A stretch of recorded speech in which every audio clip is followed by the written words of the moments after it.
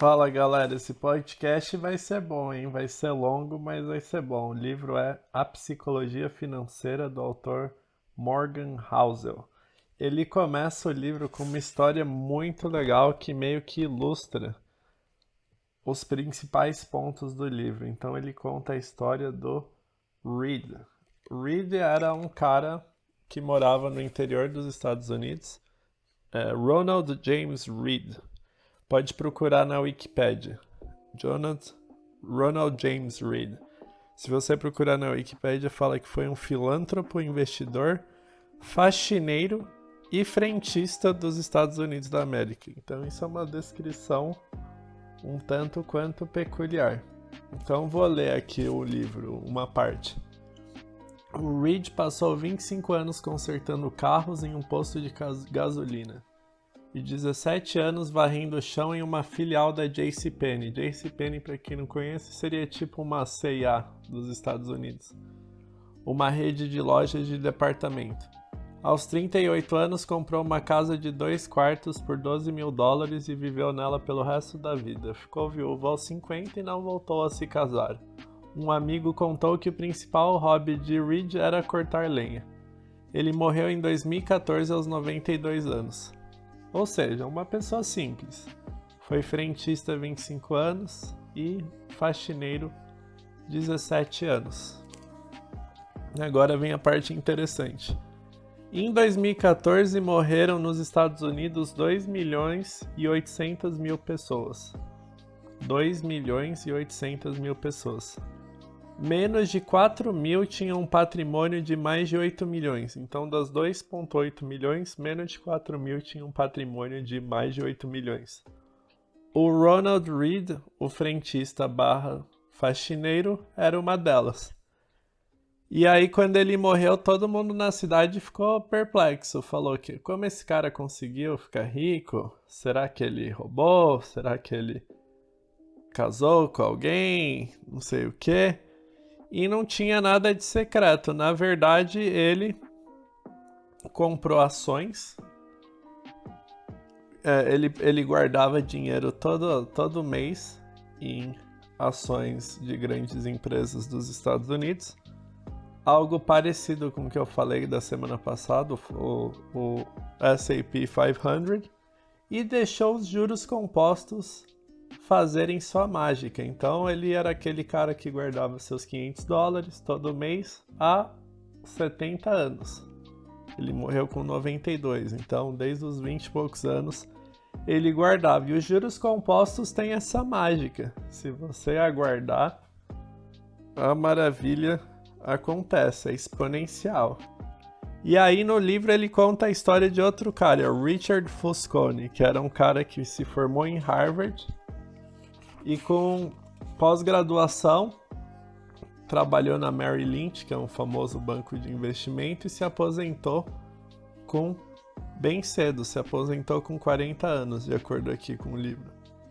E aí ele começou a esbanjar, começou a comprar, se aposentou cedo, era ricão, começou a se esbanjar e ele morreu na mesma época do faxineiro Ronald Reed. As pessoas adoravam fazer tudo, ele jogava umas festas mirabolantes, só que quando ele morreu, a casa desse cara foi vendida por um valor 75 menor do que o da avaliação feita por uma seguradora. Então, o cara perdeu, ele faliu. Aqui, resumindo a história do livro. Ele conta aqui vários parágrafos, mas esse Foscone tinha o berço de ouro e faliu. E aí vem a frase que resume o livro, que sucesso financeiro não é uma ciência exata. É uma área onde como você se comporta é mais importante do que você sabe. Então essa é uma frase bem interessante. Então você ter o comportamento de um poupador vale muito mais do que você ser uma pessoa que sabe muito, que ganha muito. É aquela velha história, é o quanto você gasta. E achei essa história do zelador muito interessante, que na verdade a gente acha ser rico é só para quem nasceu em berço de ouro. Essa história mostra que qualquer pessoa pode ser rica, desde que você espere muito tempo e tenha bons comportamentos durante um período longo. Lembra muito os hábitos que você precisa ter para cuidar da sua saúde. Algo que é devagar, demora para construir um corpo legal. Muitos anos, mas se você for aos poucos paciente, as coisas vêm. Então vou falar de vários, são 20 princípios que ele fala ao longo do livro. Eu meio que peguei os principais e eu vou apontar aqui para vocês. Então, ele começa o primeiro capítulo falando que ninguém é maluco. Ou o subtítulo é Por que as pessoas compram bilhetes de loteria? Aí ele fala, as pessoas gostam muito de dar dicas umas das outras, mas é difícil se colocar na posição do outro. Ele fala que ninguém é maluco, mesmo quem compra um bilhete de loteria. Todo mundo sabe que ganhar na loteria é uma probabilidade baixíssima e que você está basicamente jogando dinheiro fora. Mas ele aponta que para uma pessoa de classe média ou classe alta é muito fácil falar isso para uma pessoa pobre. Para uma pessoa de classe média, classe alta, ela vê possibilidades de crescimento na vida, de estudar, fazer cursos, crescer na vida. Então ela consegue ver um caminho, uma trilha que se ela persistir e tiver sorte e trabalhar duro, ela vai conseguir ter sucesso. Uma pessoa pobre muitas vezes não conhece ninguém que se deu bem na vida, não vê nenhum caminho, não vai conseguir dar isso para os filhos também. O único momento que ela tem de sonhar em ter uma vida que ela sempre quis é no momento da loteria. Então ele usa a loteria para ilustrar que cada um tem uma história. Então, se você guarda ou gasta dinheiro de uma certa forma, você precisa entender o contexto da pessoa. Esse é um ponto que ele fala, um capítulo. Outro capítulo é interessante, ele fala que ninguém é tão bom nem tão ruim quanto parece. E aí ele fala muito da sorte.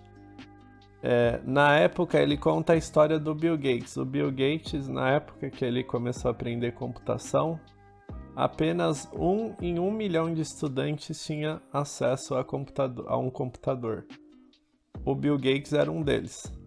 Então, claro, é uma pessoa excepcional, mas ele está em uma escola de altíssimo nível. Ter nascido nos Estados Unidos como uma família rica proporcionou a ele ter a riqueza que ele tem hoje. É um fator muito importante. Além da inteligência, da capacidade, ele teve muita sorte na vida. E ele mesmo em entrevistas não nega isso. Por outro lado, um dos melhores amigos dele, que trabalhava com ele na escola, no computador, morreu com 16, 17 anos fazendo montanhismo. E a chance de morrer de montanhismo é mais ou menos essa aí, 1 em 1 milhão.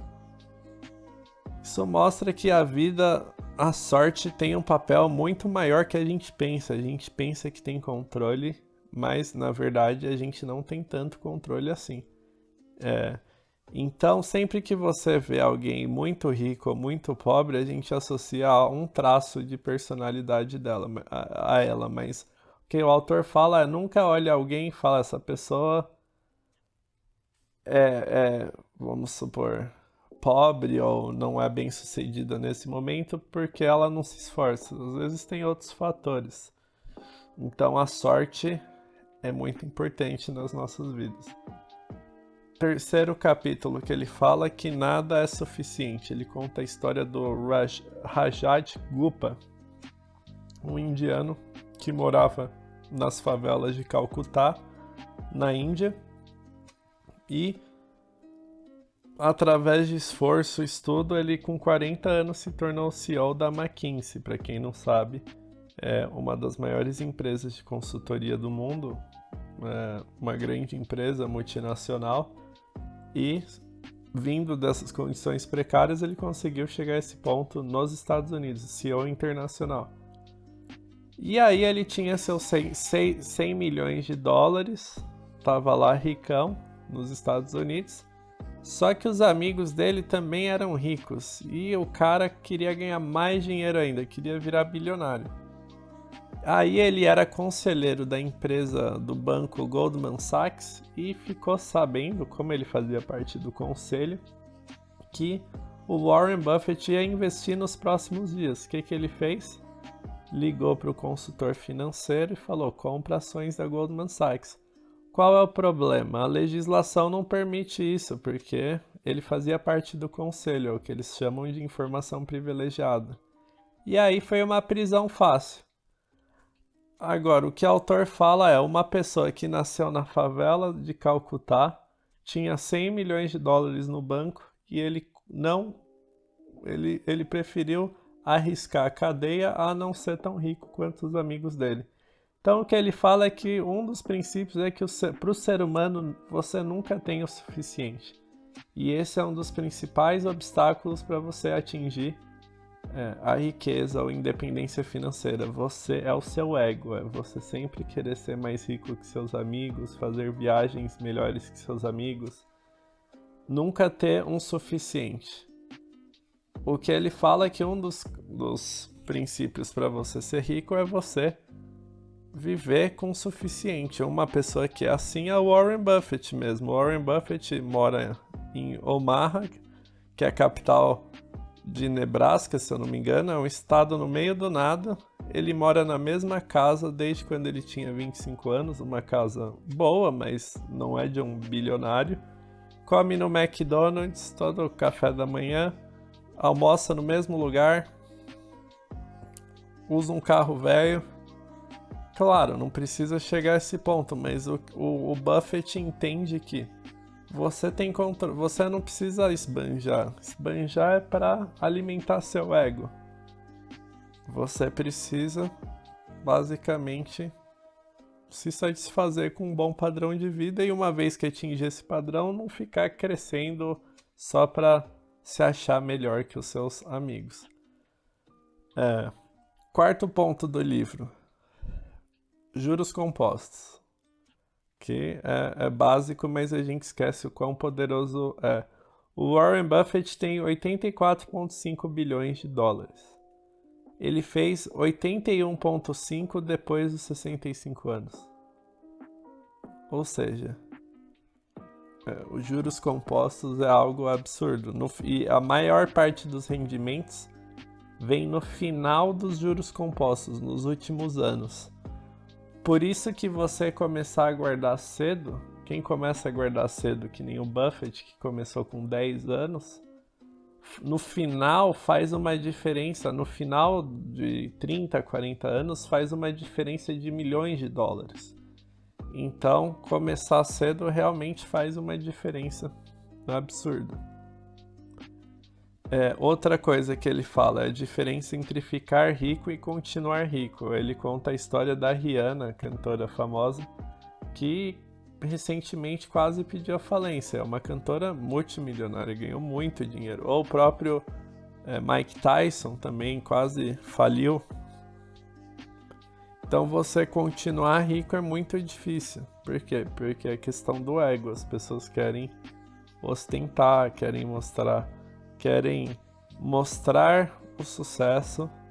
Faz parte da nossa natureza animal, né? A gente evoluiu dos animais e a gente quer... Existe uma hierarquia social no mundo animal também, uma forma da gente... dos animais se destacarem é com posses, com habilidades, e os seres humanos são parecidos. O que ele fala é usar a nossa inteligência para frear nossas tendências evolutivas de ostentação, basicamente. Outra coisa interessante é que a riqueza normalmente vem em eventos de cauda. Então, o que é um evento de cauda? A maioria das coisas que uma empresa ou uma pessoa faz, falham.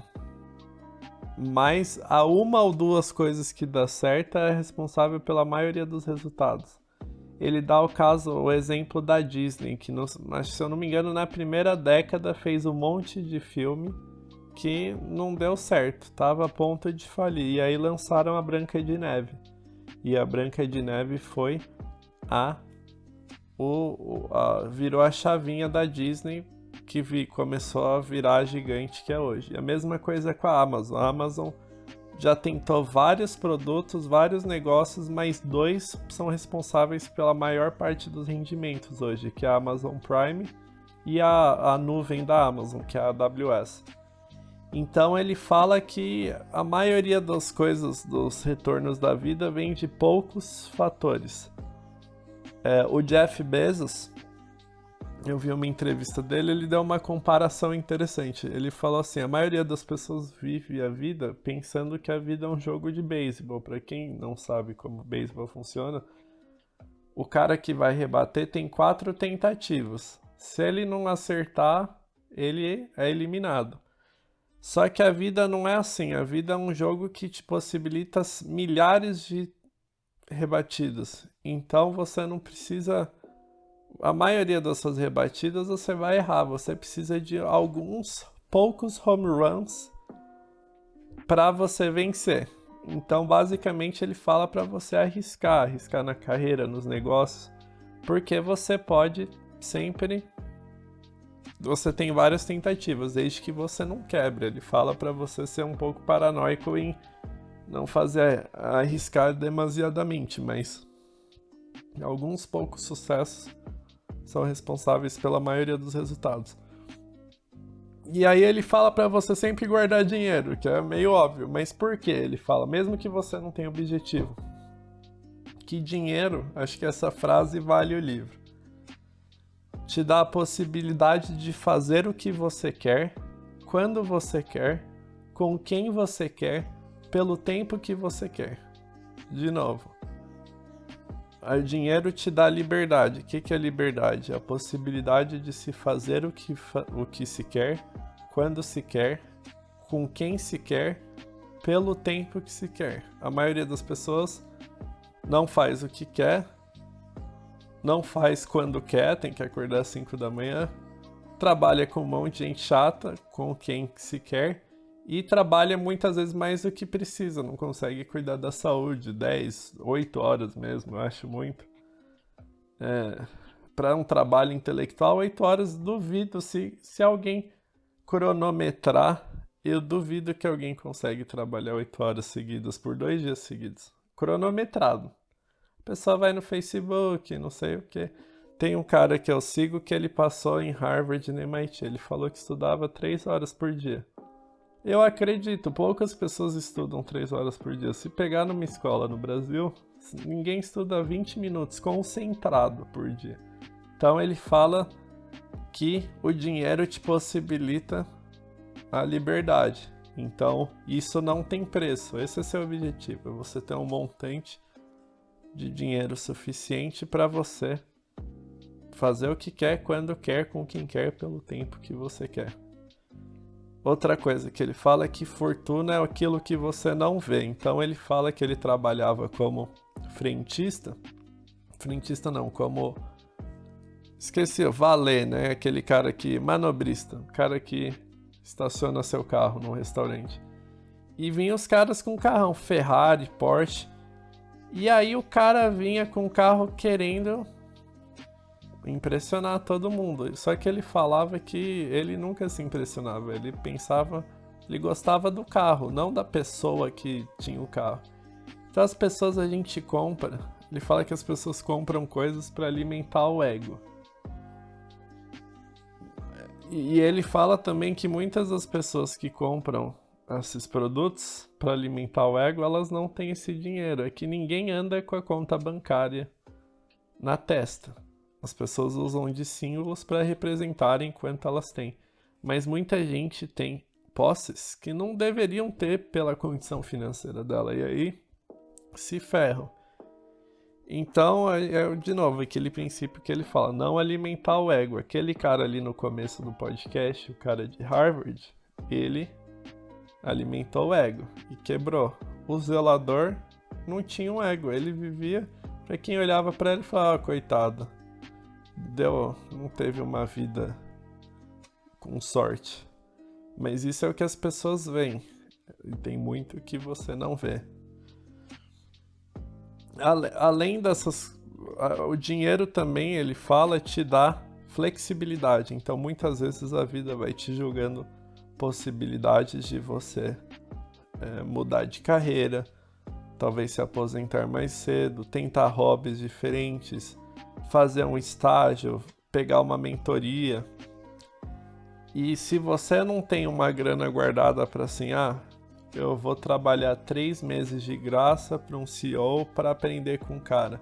Pode ser uma possibilidade que mudaria a sua vida, mas como você não tem essa flexibilidade, não tem dinheiro guardado para aprender coisas novas, fazer cursos, trabalhar de graça, fazer contatos, entre aspas, um desperdício de tempo que a longo prazo economiza tempo, você vai perder muitas oportunidades. Então o dinheiro te dá essa gordura para explorar e para pensar. Ele conta a história do Rockefeller, que é aquele famoso podcast que eu falo que vou fazer e não fiz até hoje.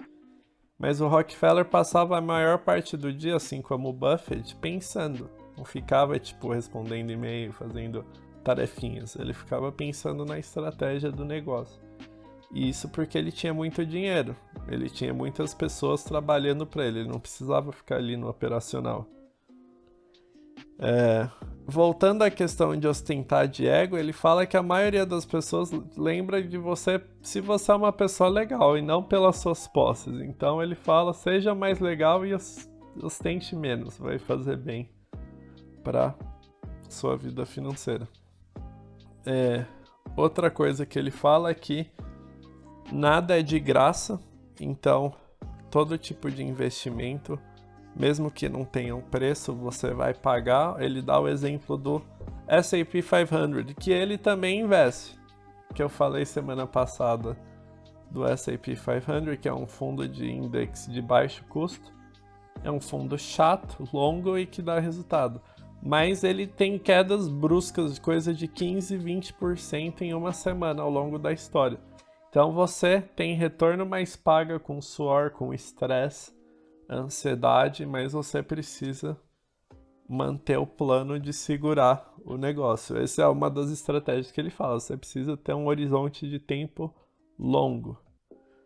E é isso, foram as ideias principais do livro, mas é muito bom, se chama Psicologia do Dinheiro. Não é muito técnico, não tem gráfico, mas eu acho que tem ideias muito boas e retoma aquela estratégia que eu falei da semana passada. Quem fica comprando ação, vendendo ação, é loteria, é quem gosta de ir para Las Vegas. Isso não existe. Ele fala no livro novamente que quem deixa o dinheiro parado no S&P 500 tem um retorno de 85 melhor de pessoas que ficam comprando e vendendo, comprando e vendendo. Então, não existe. Esse negócio de day trading é para quem quer ganhar dinheiro fácil. Dinheiro é demorado. Tem que desenvolver um negócio, uma habilidade ou usar os juros compostos.